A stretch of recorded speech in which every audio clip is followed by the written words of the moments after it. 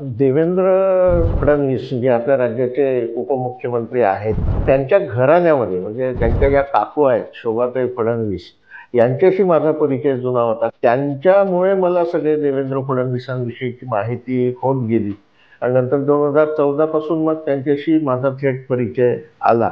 राजकारणामध्ये वेळेचं अचूक भान आणि दिलेला शब्द पाळणे ह्या दोन गोष्टींमध्ये त्यांचा हात कोणीही पकडू शकत नाही. आजकाल राजकीय व्यक्ती प्रचंड म्हणजे बिझी असतात आणि दिलेली वेळ पाळत नाही, उशिरा जातात. पण फडणवीसांच्या बाबतीत अजिबात असं होत नाही.